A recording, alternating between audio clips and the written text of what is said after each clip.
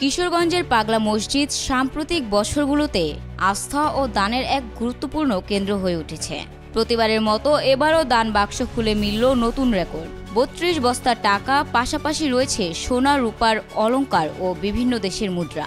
শনিবার সকালে জেলা প্রশাসন, পুলিশ ও সেনাবাহিনীর কঠোর নিরাপত্তার মধ্যে মসজিদের ১৩টি দান বাক্স খোলা হয়। মাদ্রাসা শিক্ষার্থী, ব্যাংক কর্মকর্তা সহ প্রায় ৪.৫ শতাধিক মানুষ দান গণনায় অংশ নেন। স্থানীয়রা বিশ্বাস করেন, এখানে দান করলে মনোবাসনা পূর্ণ হয়। তাই শুধু টাকা নয়, নানা আবেগঘন চিঠি, গবাদি পশু, ধর্মীয় বই ও মোমবাতি দান করা হয়। মসজিদে অনলাইনে দানের ব্যবস্থা চালু হওয়ায় এবার ৫,৩০,০০০ টাকা অনলাইনে এসেছে। জমা অর্থ দিয়ে নির্মাণ করা হবে আধুনিক ইসলামিক কমপ্লেক্স, যেখানে একসাথে নামাজ পড়তে পারবেন ৫০,০০০ মুসল্লি। পাগলা মসজিদ এখন কেবল ধর্মীয় প্রতিষ্ঠান নয়, এটি মানুষের আস্থা, প্রার্থনা ও দানের এক গুরুত্বপূর্ণ কেন্দ্র। অনামিকা আক্তার, নিউজ টাইমস।